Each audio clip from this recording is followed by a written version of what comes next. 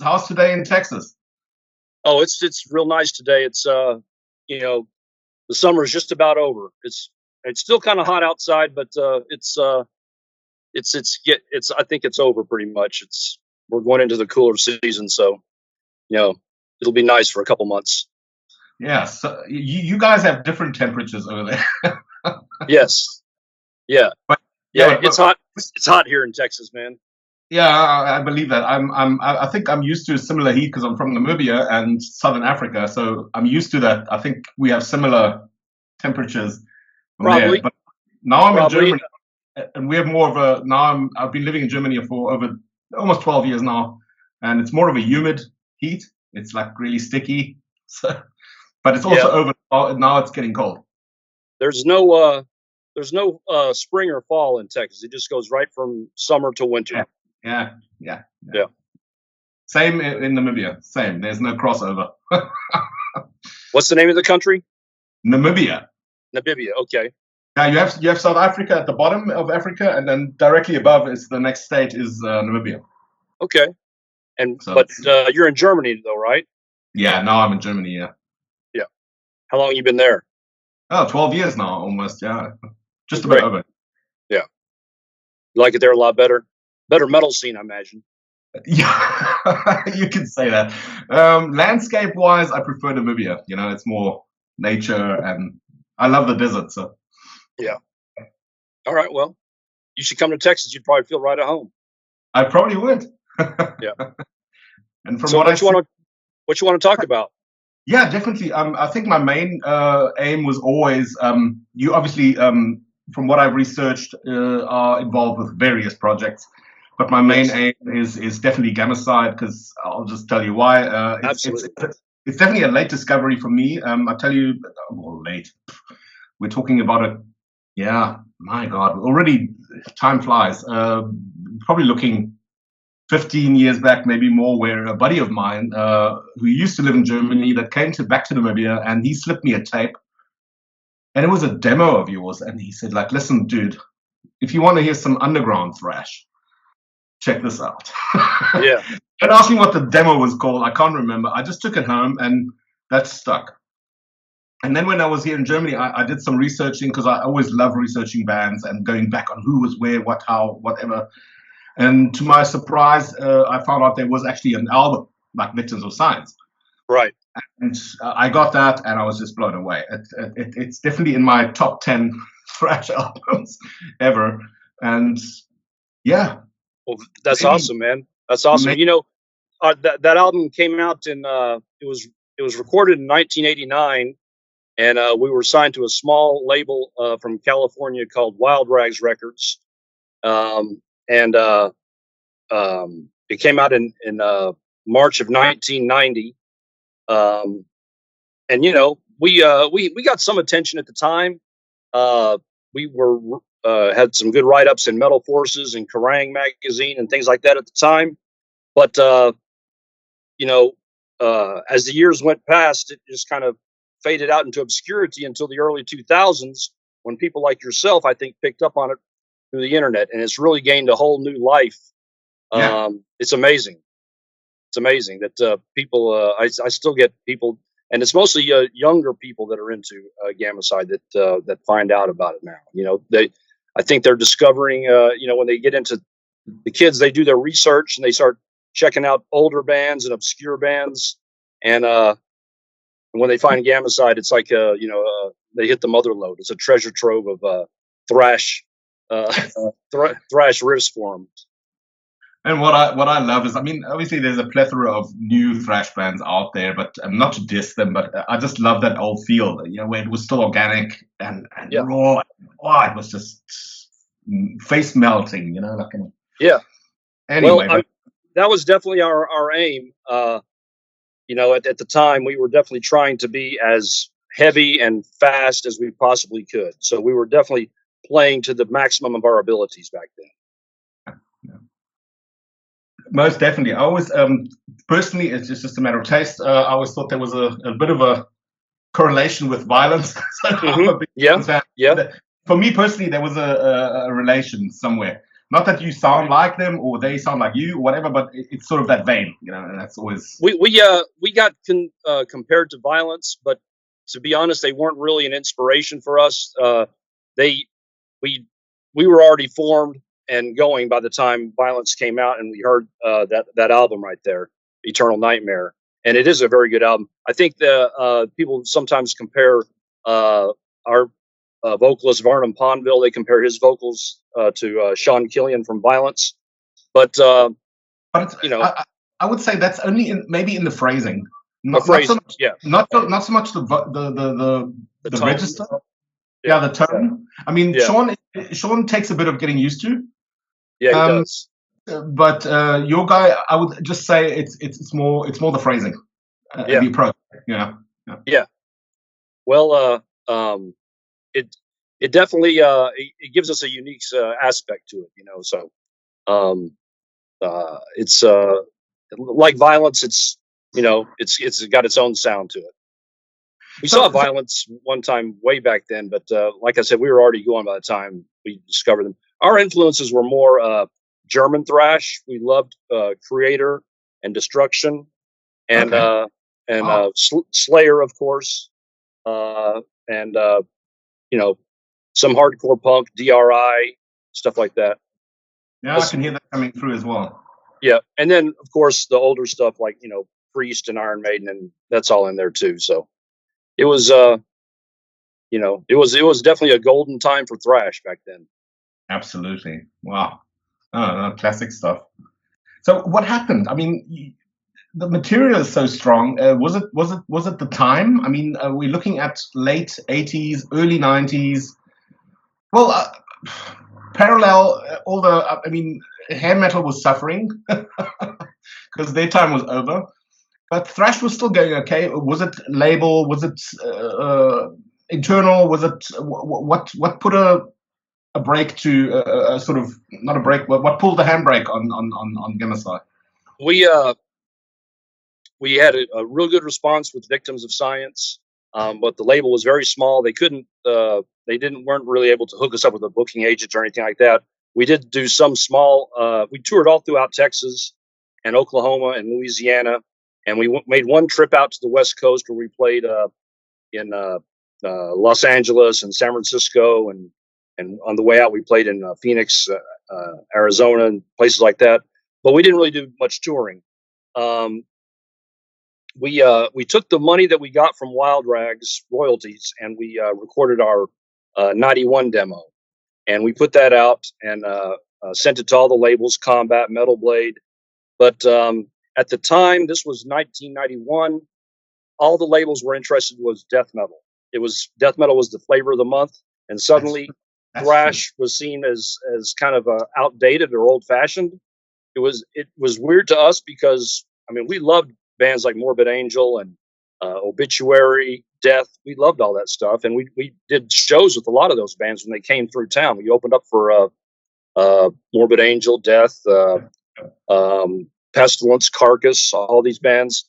But And nowadays, yes, it fits. It's cool. But yeah, then, back then but it was like a yeah, but line drawn in the sand, and all of a sudden, all the bands like Exodus and Testament, they weren't cool anymore, and it was all death metals. All the labels wanted to hear. I think that and bands that sort of emulated Pantera. It was the Yes, group. It was like Pissing Razors, those kind of bands that was suddenly coming up, and yeah. yeah, yeah. I think it was just a case of that. You know, there was just a ton of thrash bands around that time. 1989, 1990. There was so many thrash bands. Labels were signing every thrash band possible, and the market was kind of oversaturated. GAMMACIDE just got kind of lost in the sea of bands, Yeah. and you know, like I said, we got some recognition at the time, but we got a lot more in the recent years. I think starting around the year 2000, I started getting all these emails and things, and it really got a resurgence, and it really seems to have caught on. It's pretty incredible. I never would have imagined, you know, that people would still be interested in GAMMACIDE. But I love it. It's cool.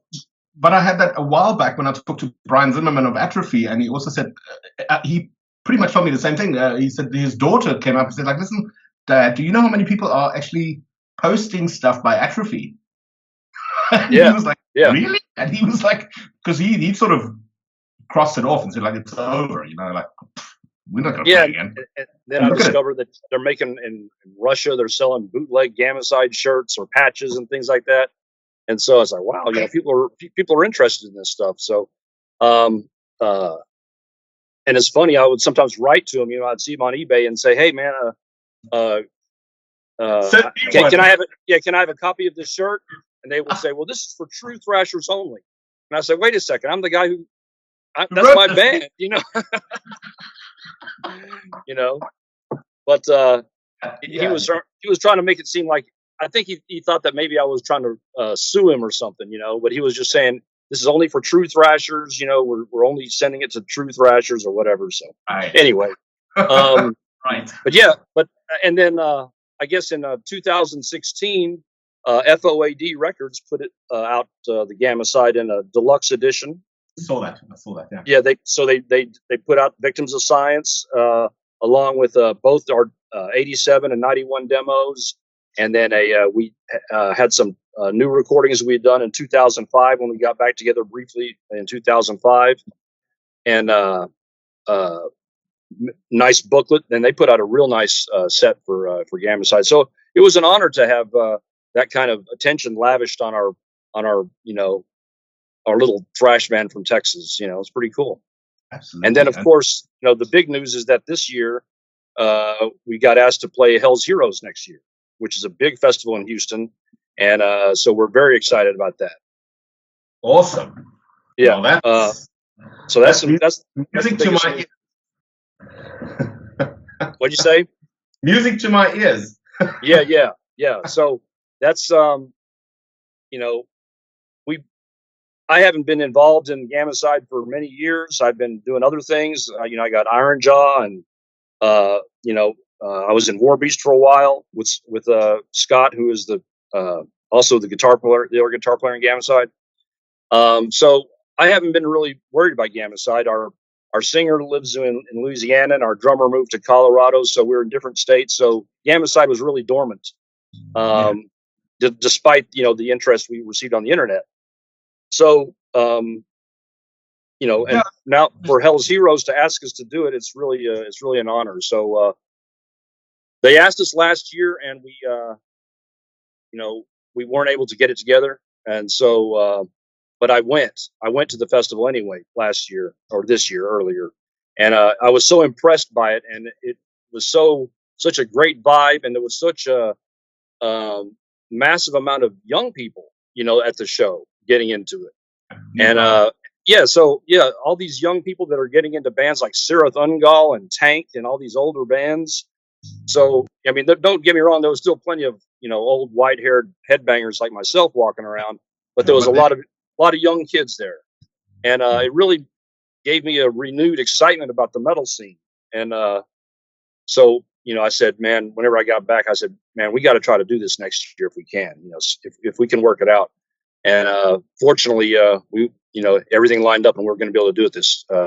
It's in March of next year, so that's going to be very exciting. You know, we're going to be playing with Saxon and Abath, Cavalera, Exciter, Nasty Savage, Sadist, Coroner. I mean, it's an awesome lineup. Killer. I just had Ronnie on the show. Yeah, I saw that. Man, that guy, he is great. He is just like a one-man cool. promotion machine. I mean, I'm really excited to see Nasty Savage. But now that you say that, I mean, if such an offer comes to you, you guys must then, what filters through in my mind is then you guys must still be in touch it's still the original guys? It's myself and Scott Shelby, the other guitar player. We see each other all the time. We live in the same city here in Arlington, Texas, and we don't sit down and play guitar together all the time, but sometimes we do. But we see each other quite frequently, and we got in touch with Varnum, who lives in Louisiana, so he was down for it, and I mean it's just a matter of blowing off the rust on the cobwebs and getting back into being able to play that kind of music. It's we recorded that music when we were in our early 20s. Yeah, but and I'm over 60 years old, so it's a little different. But writing, it is. It really is. It just takes a little time to get going on it. But we're been rehearsing a couple times, and it's sounding really good. It's gonna be really amazing. I think it's not gonna have any tired old man aspect to it. It's gonna be pure toxic Texas thrash. I don't doubt that for a second. Yeah. But, just to rewind a little bit, there was Warbeast. Now, Bruce Corbett, correct me if I'm got my facts wrong here, is of the mighty Rigor Mortis fame. Yes. And you guys formed Warbeast. Now, what happened was, of course, we knew Rigor Mortis from back in the old days. GAMMACIDE and Rigor Mortis played many shows together. In fact, one of the first shows that GAMMACIDE did was opening up for Rigor Mortis. They asked us to open up, and that was great because we got exposure for all the thrashers. It was Rigor Mortis, Watchtower, and GAMMACIDE. Wow. So that was a great show. What a billing! Yeah, it was awesome. And so we knew Bruce from way back in the day. And then around 2005, I think another Texas thrash band, Rotting Corpse, they had reformed, and Bruce and myself were at the show, and we said, man, we should get our bands back together too, and we both did. GAMMACIDE got back together, and we did a brief Texas tour. Rigor Mortis got back together, and then shortly after that, there was a benefit concert that Bruce wanted to put on for a friend of ours who had been injured in a motorcycle accident. His name's Wayne Abney. He plays in the band Hammerwitch. Maybe you've heard of them. It's another Texas band. Heard the name. Yeah. Anyway, we were going to do a benefit concert for him because he was injured in a motorcycle wreck. And we couldn't, GAMMACIDE couldn't do it because we had just got done doing a Texas tour, and Barnum and Jamie had went back to their respective states. Rigor Mortis couldn't do it, so we just kind of joined forces with Bruce, and we did a show called under the banner of Texas Metal Alliance. And so we played some Rigor Mortis songs, he sang some GAMMACIDE songs, and we just did a concert like that to raise money. After the concert was over, we had so much a good time doing it that we wanted to keep going. So we kept jamming with Bruce, and we eventually stopped calling it Texas Metal Alliance and called it Warbeast. And we got signed to Phil Anselmo's label, Housecore Records, and we put out our first album in 2010 called Crush the Enemy. And that's the album that has Scorched Earth Policy on it, huh? Yes. Yeah. So, and I'm very proud of that album. I think it's a great album. So yeah, that was, but then Warbeast actually started getting pretty popular and having to do a lot more touring. I've worked the same job for 35 years, and I couldn't go on tour. So I had to leave the band at that time. They continued on. They put out 2 more albums. They put out Destroy, and then they put out another one. Their last one was Enter the Arena. And then, Bruce Corbett started having health issues. He had cancer and some heart problems, and he passed away about 5 or 6 years ago. Yeah. So, that's the connection between Bruce Corbett and GAMMACIDE, I guess. So, Bruce he was a good friend of ours. Real good guy. Always sad to hear that. Always. Awesome voice too. Yes, killer. Yeah. I love that early Rigor Mortis stuff. It's legendary. And Mike Scaccia went on to more fame with Ministry. Yes. Wow. Yeah, he was amazing guitar player. One of the fastest. Yeah. Yes. Incredible. Yeah. We used to say, because you couldn't even see his pick move. It was like a bee's wing, like a hummingbird. Hummingbird, yeah. Yeah. I mean, you wouldn't even see it move, and just an amazing guitar player. And another one that passed away way too early, on stage at a concert, actually. Yeah, Rigor Mortis was doing a show, and he had a stroke on stage. It was terrible. But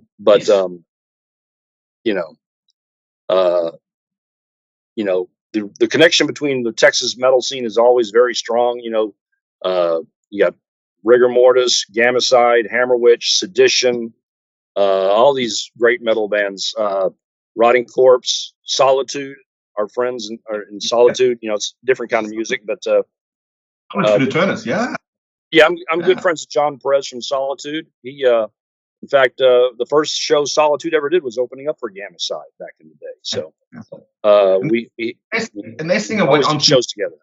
And their singer went on to front Candlemass for a while, huh? Was it the singer? Yes, he did. He did front Candlemass for a few years recently. Yeah, Robert. Yeah, Robert. Yeah. Amazing. But, it's a great scene. I love watching Jason McMaster's channel, Talk Louder. Yeah. I don't know. Have you actually been on there? Have they had you? I haven't. Oh, no. You need to. Yeah. I talk to Jason sometimes. I've seen him a couple times recently. Watchtower played Hell's Heroes this year. I saw them out there, and they were great. They sounded just like the old days, and Jason's like rent a vocalist nowadays, huh? He is. Yeah, he sang Accept and Armored Saint, and it's crazy.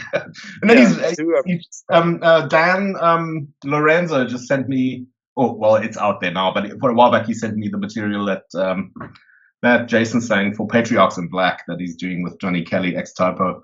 So yeah, he's a busy man. Yeah. It's pretty crazy, that there seems like, for myself, I'm just amazed that all these older things that I've been involved in still have there's a lot of interest in it. So, I'm blown away that Gammacide is getting asked to do Hell's Heroes, and they're putting out these deluxe editions of our music. It's really cool, very very amazing. No, I never would have thought that. I was happy as shit when you said there's some news around Gammacide. And it may lead to other things. We may get to do some more shows. So we would love to do play Keep It True or something like that, if they would have us, Germany, was going to be my next question. I think a festival like Keep It True is probably it's probably the gateway festival for bands that are reuniting or cult favorites, or albeit just a reunited for the event, but it has resurrected a lot of groups and brought them back. Well, I know Solitude was planning to only do Hell's Heroes, this year. That was supposed to be it. But I see now that they're going to be playing Hell's Hero, Keep It True this year. So, maybe we can follow suit and follow them over there. I don't know. I hope so. Scott went to Europe with Warbeast, but I wasn't able to go, so I'd love to go. I've never been over there. You haven't been yet? Nothing? No, I've never been to Europe, so that's definitely a dream of mine to go over there and to play will be amazing. So hopefully we can make that happen. Oh, that would be so killer. And I hope you guys come in the vicinity here. I'm about an hour from Hanover, so we're fairly north in Germany, not like towards the borders, but we're fairly high up. They always call us the colder north. You're what's the city name? You're in Hanover? Hanover, yeah. Okay, all right. And where's Keep It True at? It's in Lauder, Königs. It's somewhere. Oh, it's far away from me. It's unfortunately quite far away, about 3 hours drive. Yeah. Laura, Königshof, something like that. Yeah. Yeah. I've always been wanting to go, but I've never managed. They always, I come from a big country like you guys in Texas. Yeah. We have distances, big Yeah. distances, and but over How long here, does it take? How long does it take to drive from one end of Germany to the other? 4 hours, Okay. maybe 5. But 12 hours for Texas. we're in that ballpark in Namibia. Yeah. Namibia, we're in that ballpark. Yeah, definitely. It's a day's drive. No. Yeah. But still, over here, it's not like that. We have very simple roads through the desert, all straight. Just think Route 66, and that's it. Right. And here it's through the complications and the traffic and everything. You just don't get ahead. That's what my uncle said. My uncle. Europe is so full. It's crazy. My uncle was from Holland, and he would always tell me about. He would say, man, in Germany, he goes, you see everyone driving on the highway. They all got their glasses. They're driving. They're going super fast. He goes, but there's no wrecks. He goes, there's no drunk people like in Texas. Everyone's got their shit together and they're just going fast and hard and pedal to the metal. Yeah. That's the way. That's it. But it's not as simple. Sometimes I see gigs, and my son he's the younger crowd, and he's growing up with, obviously now I'm feeding him all your material, GAMMACIDE, Violence, all those bands, and he's really into it. And but he's also saying, Dad, it's only like 2 hours away. Let's go to that show. It's like, kid, I work. Yeah, it's a Monday show. We can't drive, to Düsseldorf and back, and then just for a show. That kind of. But you took him to see Judas Priest, right? I did. Yeah. Yeah. I saw your review of that. We went to see Megadeth. That was my first Megadeth gig, so anyway. Yeah. But back to you. Okay. I only discovered now that we started up connecting that I discovered Iron Jaw, and I listened to some of the tracks, and that's like, wow, quite amazing. That's like, but it's more straight metal, eh? Yes. Yeah. Iron Jaw was formed about 6 years ago, and that was I didn't want to play. I'd already done thrash with GAMMACIDE and with Warbeast, and I kind of wanted to go back to the style of metal that originally I got into whenever I was 15 or 16. Judas Priest, Saxon, even AC/DC, Motorhead, Ted Nugent, Kiss, stuff like that. So I just kind of want to get back into those more simple, direct, heavy metal songs. And so that's what the Iron Jaw was formed with that in mind. It was myself and Randy Cook, who's the drummer of Rotting Corpse. We formed it, basically. We were joined by Clay McCarty, who was in another Texas band called Toxic. And then Jeff Brown, who was a guitar player in a Texas thrash band called Plague Allegiance back from the old days. And then Todd Pack on vocals. And it's been pretty successful. We put out our first CD in 2020 called Chain of Command, and that was put out in Europe by Underground Power Records. It's funny that you should say that. What inspired you, and that's what I heard the first time I listened to some of the material. It's that kind of metal that I got back into in the 80s. Like real metal. It's not like diluted speed. Power, what nowadays gets called power metal, with all these like vocals. Right. It's just metal. It's metal. Yeah. US metal. Yeah, heavy metal. That's what we call it. Back in the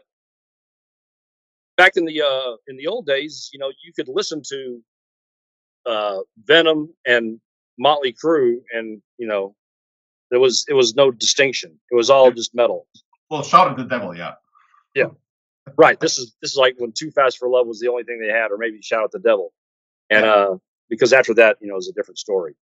But back in the old days, you could listen to, it wasn't weird to listen to all different kinds of music, and it was just all called metal. It was only a few years later that it started becoming categorized into put into different, genres, And speed subgenre. metal, thrash metal, glam metal, whatever, power metal. So just kind of going back to the old days where Iron Maiden, Priest, Saxon, Motorhead, just straightforward metal. That was the idea with Iron Jaw, and we're putting out a new album too. It's going to come out, I think, hopefully in December. Our second album is called Cursed. It's going to be on No Life Till Metal Records, and it'll be distributed in Europe as well, also by Underground Power again, I think. And yeah, it's Killer. we got a bunch of videos on. If people want to go to Iron Jaw TX on is our YouTube channel, there's a bunch of videos. We've done videos for almost all the songs. Our vocalist Todd Pack shot videos for almost every song we do. So, turned out great. I checked out some of those tracks and I really like it. It's that kind of metal that I find missing or lacking nowadays. Yeah. A lot of the stuff is very in a certain direction, and the genres have shifted. Just to touch on that again, it's when I grew up with metal in the 80s, power metal in my mind, or from what I read in the media, was always bands like Nasty Savage, for instance, or right. Now power metal means something. Power metal is now like Dragon Force, like Nintendo Speed, Power Wolf, that kind of stuff. I don't much like that stuff, to tell you the truth. No, it's not up my alley. It's too cheerful. Yes, the melodies are too happy and too cheerful, and it just, to me, metal needs to be mean and aggressive. Even if it's not thrash, it still needs to be, mean and aggressive. There needs to be some. There needs to be some bad intent behind it, but it's still it's got to have some menace to it and a little bit of a threat, but it still makes you feel good. It still makes you. I think my measuring stone is always the debut by Metal Church. It has something eerie about it, and it's legendary. I love that album. Yeah, so dark. Especially the title track, Metal Church. That's awesome. The whole album, really. That's a. But it has this haunting feeling to it. The entire album.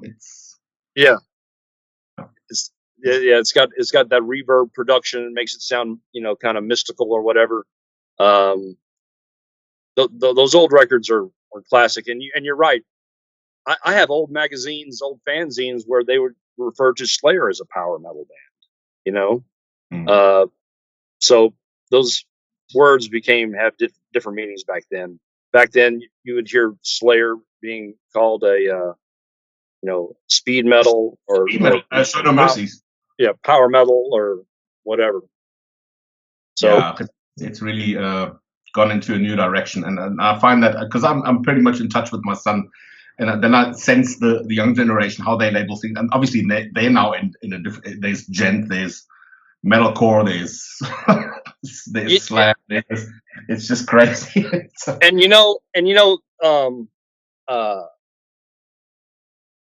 one of the things about all these genres is bands, they can't really step outside of their genre too much, otherwise it just seems weird. I mean, when you listen to those old Priest albums, they would have track like Last Rose of Summer, or so they would on the old 70s albums, that would be before heavy metal became such a strictly defined genre. You would have different types of songs on the same album, and I think even on the old on Sabbath Bloody Sabbath, you have bone crushing songs like Sabbath Bloody Sabbath, but then you also have Who Are You, little synthesizer experiments. So I think bands were more free to experiment back then, and I think in some ways those categories restrict some bands.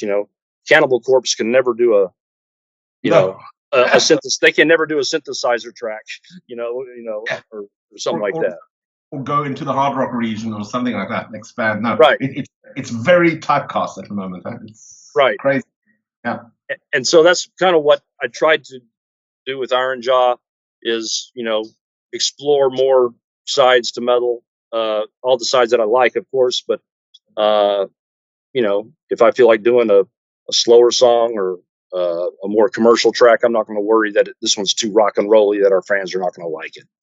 Yeah. So I think that I mean, nowadays, I do music for myself. We all do it for ourselves. We're not getting rich off of it. We all have day jobs or whatever. We want it to be as successful as we can with it, but the main thing is that we enjoy it. We like it. We figure if we like it, then other metalheads will like it too. Now, having touched on that, we're all getting older, and I'm on the 50 now. So how do you? I've exited live music a long time ago. I just can't balance it with work anymore. But how do you say you get a few dates now and you get invited to play most of the US? How do you balance that with work? Is it an issue, or is it fairly loose? Well, if it's if it's here in town, then it's not an issue, to play on a Friday or Saturday night. If I'm at work on Monday, we're used to that. If obviously, if for something like if we're going to go to do the Hell's Heroes Festival, we're going to have to take some time off from work. But you just got to tell your work to, this is Fuck more off. important. Yeah, fuck off. Metal's more important. Unpaid leave. Yeah, I mean, I've worked there long enough. I can tell them to fuck off a little bit. Yeah. You know what I'm saying? Yeah, look, I'm just asking that because I find it amazing. I mean, even talking to Brian from Atrophy and Ronnie. I mean, Ronnie's probably a bit more. I don't know how his setup is, maybe a bit more independent, but it really is an issue. It caused me to stop because I can't balance it. Yeah.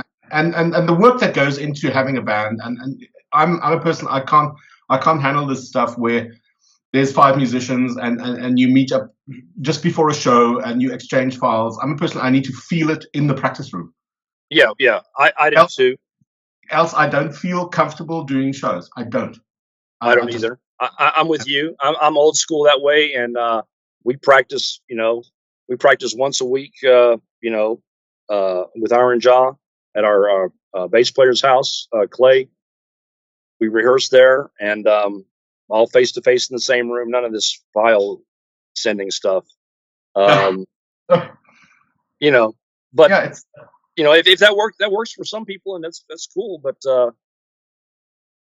I don't know. I just got to be in the room with it loud. Yes, playing loud. Yeah.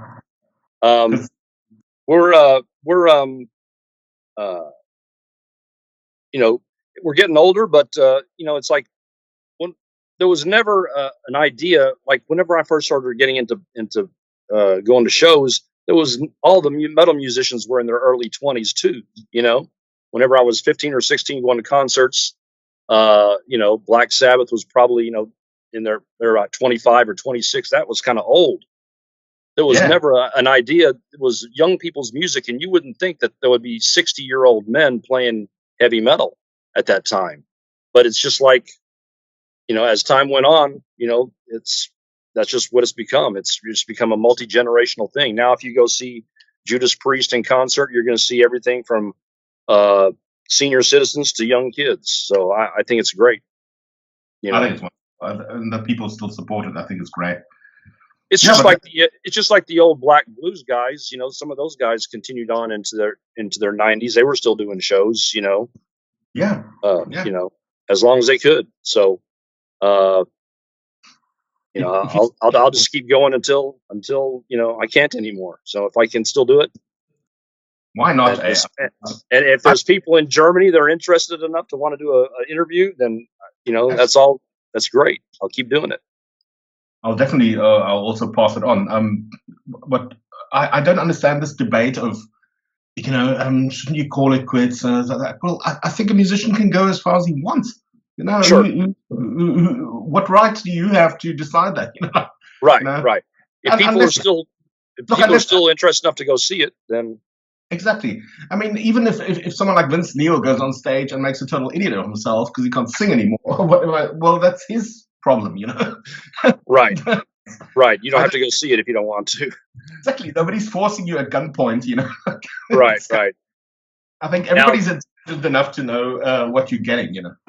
yeah, yeah, and maybe it's all on tape or something. I don't know, but um, that to me is a different thing. If you're having to put it all on tape, That's you know, another story.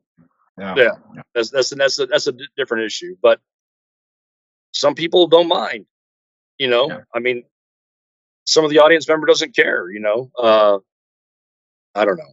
I'm like I'm kind of old school.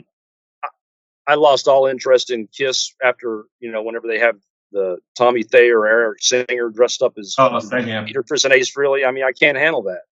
You Yeah. know, so but I think there's probably some people who want to take their kids to see a Kiss concert and they enjoy it. They don't know any different. Why not? Do it, But yeah, but I hear you. It's certain areas for me are just over, and I don't get all these fans that are bitching and moaning. So like, well, just don't go. Like nobody's Right. forced. It's like the movie. If you don't want to see the umpteenth Star Wars thing, then don't go. So in your city, do the big bands come to play in your city, or do you have to travel to go see like? I have to travel. If I'm lucky, I'll catch something even half an hour from here. If I'm lucky. Uh-huh. Some of the clubs now and then they'll hit you with something where you go. I mean, they had Toxic from Josh Christian's band. They had it here about a half an hour away. Okay. Which is where my boys live, and I went. It was killer. I mean, it was in a club. And that was a club. But the thing is, the people that are running that club, it's very haphazard. It's sometimes they'll draw killer bands, and then for months and months there's nothing. Then there's just a bit further away, 45 minutes. There's a new club that just started, and they're pulling killer bands. They just had Biohazard, Fear Factory. So I've been trying to contact them. I want to go there a month from now for a show that I want to go see, and then I want to try and hook up with management and just see, because the pre-owners had asked me if I can scout for them. So you can book some bands. Yeah, but the reason why that didn't work is I got a hold of bands. One band I got hold of that I thought would really work was Coroner from Switzerland. Yeah. Technical thrash band. But then they started telling me I should barter with them for lower rates. And I was like, and I said, no. They said, you should what? I should barter with them. Oh, okay. Try to get more money? To drop the rates.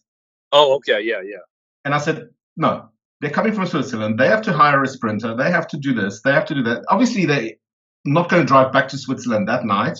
So I'm not going to embarrass myself. Right. And you, for that matter. Not that you would notice. But anyway, it's ridiculous. Yeah, they were saying trying to get their price down. So yeah, just strong arm them into low rates. And that's where our relationship ended after a week. I said, like, no way. And now that's new management, and they are, from what I see, not scared of spending some money. Okay. So I will definitely go see them. I want to be direct and not email or anything. I want to go there. I want to meet the promoter and say, listen, let's see. But that's the only way. That's the only way musicians can make money now is from the gigs. I mean, and the T-shirts. Gigs and T-shirts, you're not going to make no money off your streams. You're going to get a fraction of a penny for every 1,000 streams or something. Exactly, but that was my argument to the guys. I said, like, look, if it's a local band that travels an hour to get here, I can understand you going, well, basic pay. There's a case of beer. Thank you, bye. I can understand that, but not a band that comes from Switzerland, and let alone a band that comes from the US. No. Yeah. Not gonna well, a band like Corner. I mean, they have albums out. I mean, they're they have a following. So yeah, of course. No, exactly, and that's why that failed. But okay, and then the other thing is, if it's further away, it'll be Hanover, which is about an hour from here. You'll catch bigger bands there. Right. There's Capitol, there's Music Centrum, there's 2 or 3 more. You'll catch bigger bands there. Yeah. Yeah, here in Dallas Fort Worth areas, which is where I live. I mean, shows every weekend. There's too many shows. I mean, tons of shows every. I mean, it's almost too much. I mean, there's probably 6 or 7, 8 venues for local bands, and then you have big bands coming through. Like this month, I think there's KK's Priest is coming with Accept, and then Alice Cooper and Rob Zombie is coming, and I mean, there's just shows all the time. National acts and local bands. So you book a show, and anytime you book a show, there's going to be like 7 or other 8 shows at the same time that you got to compete with. So Yeah. it's a lot of stuff. You got to watch. So the music, at least the music scene is doing good here. I mean, I don't know if anyone's getting paid that much, but there's still an interest in live music, at least. Yeah. I think people mustn't be fooled by Germany. Always, I get a lot of people telling me, "Oh, Germany is like the mecca of madness." Like, well, it depends on where you go. Obviously, if you're in the Ruhrpott area where there's Essen and Gelsenkirchen, those, or if you're in Berlin, maybe you'll catch a lot of stuff, or Hamburg. Yeah. But we're sitting here, we're in between the chairs here, so we'll have to travel a bit to go see something. So there's not much happening here. Yeah. But, so well, that's like Texas is spread out, so we got places like that too. I mean, obviously. Texas, you got Dallas and Houston and San Antonio, but then you got all these like little small towns in between where there's nothing going on. Yeah. So those people have to drive to the big city to see a show. And that's pretty much where there you have the comparison. Where I'm sitting, but I'm not unlucky, so. But okay, GAMMACIDE. Do you see? I'm probably asking a rhetorical question. Do you see a possibility of you guys recording new material? I don't know. We'll see how it goes. It's possible. I mean, we're just going to do this one show right now and see how it goes, and we get along okay, and everything goes good. Then who knows? We might do something. I don't know if we could. I don't know if I could write music like that anymore. To put myself in that frame of mind, I don't know. I wouldn't write a song. I wouldn't write a song like Shock Treatment Today or Chemical Imbalance. I wouldn't come up with a song like that. I would have to kind of force myself to try to think that. Yeah, that's crazy. It's insane, those riffs. And but you never know. It's possible. We'll just have to see. We'll have to see. For now, we're just going to do this show and see how it goes, see what the reception is. I think it's going to go over good. I think people are going to like it. I think all those young thrashers that have been picking up on GAMMACIDE over the years on the internet are going to love it. So. But there's also nothing wrong with just delivering the material live on stage. Like for now. Yeah. Just reap a bit of, be selfish and reap the rewards. Yeah. That's kind of how I look at it. I mean, I look at it like this is the payoff for all those years of grinding back then. So and now that they want us to play at this nice big festival in front of a big crowd. I mean, we never played shows that big back in the day. We'd have shows maybe 300 people, 300 or 400 people would come to a big show. The biggest show we did back in the old days was we got asked to play on the side stage at the Clash of the Titans tour, which was Slayer, Anthrax, Megadeth, and Alice in Chains, and that was at a big outdoor place in Dallas called the Starplex, and they had a side stage in the concession area, and we played on the side stage. And it started a huge mosh pit. I mean, right there in the side, they made us stop. We were supposed to play like in between each of the headliner bands, but they said we were disturbing a Slayer and Anthrax, so they made us stop. Disturbing the peace. Yeah. Crazy. It was awesome. Yeah, it was awesome. Crazy. So yeah, we'll as far as new material, we haven't even thought about that yet, but we're just trying to remember the old songs right now. Definitely, I can understand that. I mean, and obviously Okay. you've got your stuff running. It's taking a little break and actually just Yeah, going into nostalgia and hey, let's have some fun. yeah, yeah. Because this is actually next year will be the 35th year of 35th anniversary for Victims of Science, because it came out in 1990, so it's going to be 35 years old, and Time so flies. this will be like a great way to mark that, you know. Absolutely. So you were unaware of us back in the day, though, when we came out, huh? I Like, was I was oblivious. oh yeah, I, were wa- you into were you into metal then? Were you into metal music at that I was time, though? I was into metal. I was full on. I had Flotsam. I had Voivod. I had Oh Testament. All yeah, that.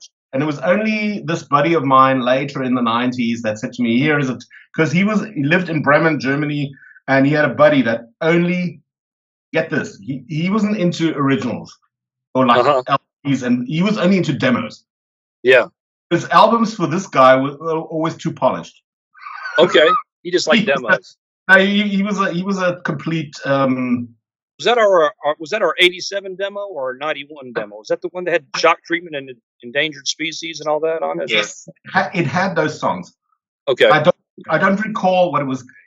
I yeah, literally I only had it for a few days, and then I gave it yeah, back to him. Like, okay, cool. I love it. I love it. Love it. Love it. Love it. Love it. yeah, Made a copy, and we always had just TDKs or Sony tapes, and everything was copied like 20 times. And anyway, and then it sort of just stuck with me. And then later on, when I was here in Germany, years later, I was just like, hold on, let me, that's so killer. Let me research this band. And if there's not some material that I can order, or because I wanted something for myself. yeah, yeah, Much to my surprise, there was the Victims of Science thing. yeah. But no, that blew me out of the water. And he presented me with other bands, Raped Ape and Pain Principle. And Rape Tape. I've heard that band too, Rape Tape. They're from like Georgia or something like that, or Florida or something. something, Florida, probably. I Yeah. love that name. Yeah, Raped Ape. Anyway, but yeah.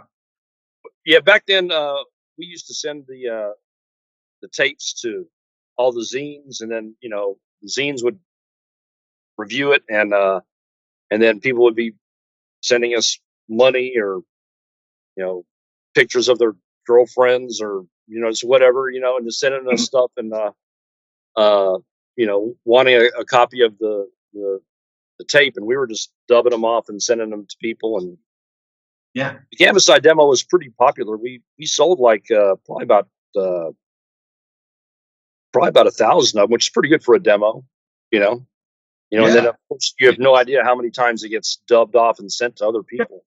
Yeah, but you try that these days. Yeah, You know? it was better. It was better back then. It was like It was it was better. like the, it was like the internet, but slower. Way slower, and you had to work for it more. It meant something more whenever you had to actually send money to someone, and then they sent it back to you. You had to really do your research. Yeah. You couldn't just say, "I wonder what this band sounds like," and type it in and listen to it and check it out. Well, You had to read but these magazines, and your yeah, friends talk to you about it, and then you would. I think it made it more special, and it seemed like it made it more impactful. I think.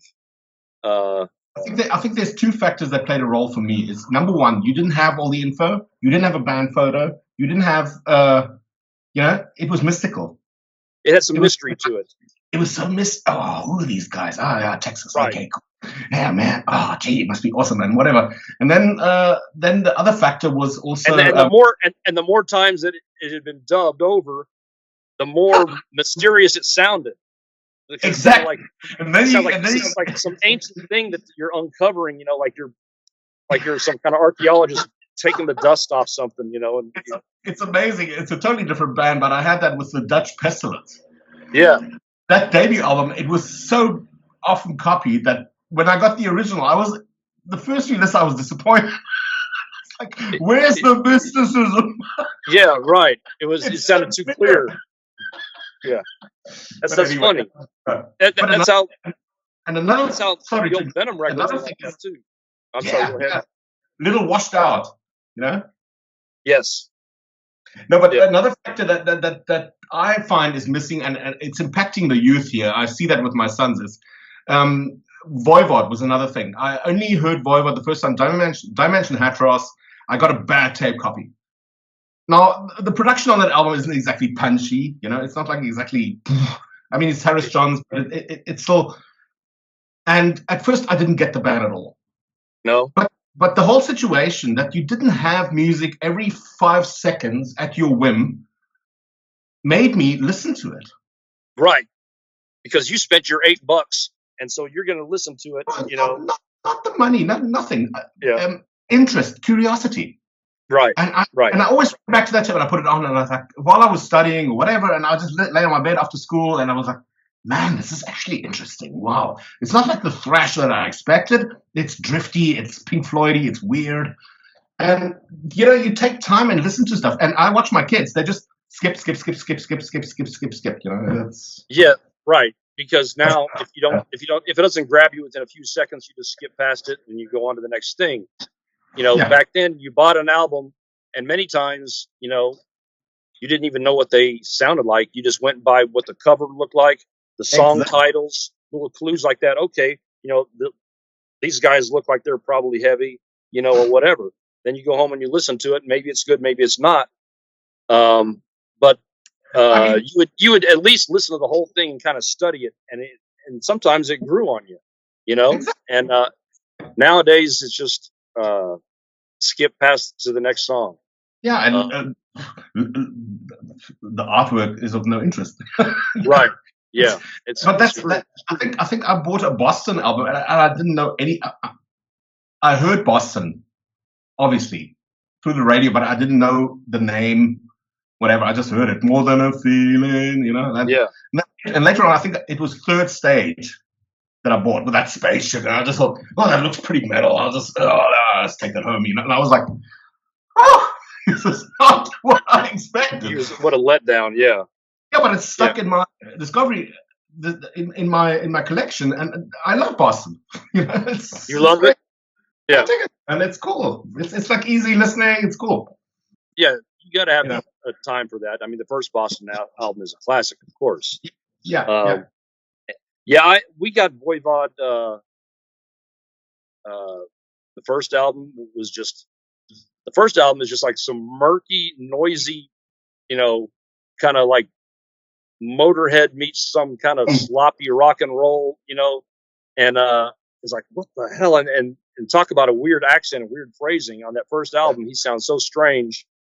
But then they really progressed, and then by Killing Technology, that was amazing. Crazy. I mean, we saw them. They played live here about a few months ago, and it was awesome. Yeah, great show. Yeah, they've got that guitarist Daniel Mongrain, who seems to be like Piggy. It's as if Piggy came back. Yeah, he really honors him. He does, because Piggy had a very unique style with all the strange chords he used and everything. So, Voivod's awesome band. But yeah, that's one that needs to soak in probably sometimes the first time you hear it. Absolutely. Yeah. People have to have patience and let the music sink in a little bit, I think. Yeah, but I find that very lacking nowadays. But anyway. Yep. Fast-paced times. It is. Let me just can't change it. When Iron Jaw, when are you aiming for that to come out? I just want to drop a couple of notes underneath the video so people can. The second Iron Jaw album is called Cursed, and it should be out. They said by the end of the year, so I'm thinking around December it should be out. Okay. It might be January. I haven't got an exact date, but I'll let you know and update you. So. Look, Rick, I'll post all the links I have of you anyway underneath. If you have anything else you want to punt, okay, then just drop me a message on Messenger, and I'll put it on. I'm gonna do some cutting tonight, and I'm looking at maybe what we've got Saturday, maybe next Friday, have it out. Okay, well, I saw your. There's not that many people who have done reviews of GAMMACIDE online, so I saw your thing. Cool. A few years ago, and I said, well, this guy, he's into it. So I followed your channel ever since then, and That's awesome. and it was very cool that you had posted that and said, that you wanted to do an interview. So that's why I reached out. Well, good that you did. Yeah. But yeah, I look forward to seeing seeing when you put it out. I'll definitely drop you a link, and just keep me in the loop. If there are any developments, I will forward the link to Keep It True as well. Yeah. Do Those that. guys fired up. I don't know what they when is Keep It True this year, or are we ready? I think the festival days. It's in October, right? Yeah, it's later. I think I need to Google that. It's not on the top of my head. But the entries are probably closed. I don't know. So not for this year. Yeah, it'll not be for this 25. year. It'll be 25. Yeah. But if we could do something like that, that would be amazing.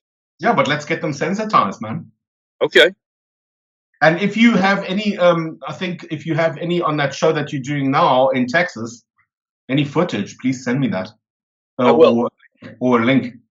Yeah, I think all the bands from Hell's Heroes, they filmed the set of all of them. So if you can see all the footage from this year from all the different bands. Oh, so does the festival actually feature like all the festivals like Hell? Yeah.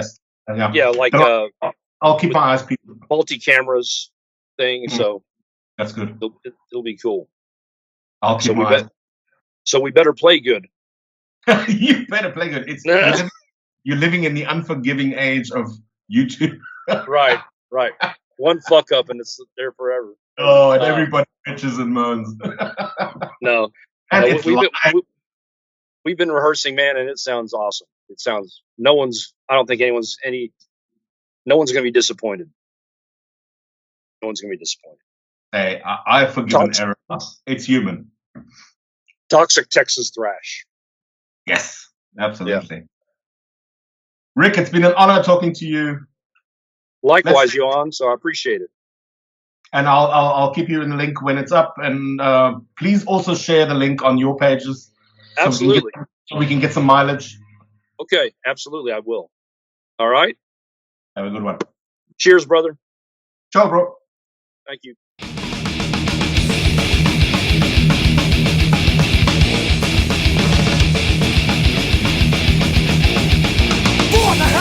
Years ago, Earth was like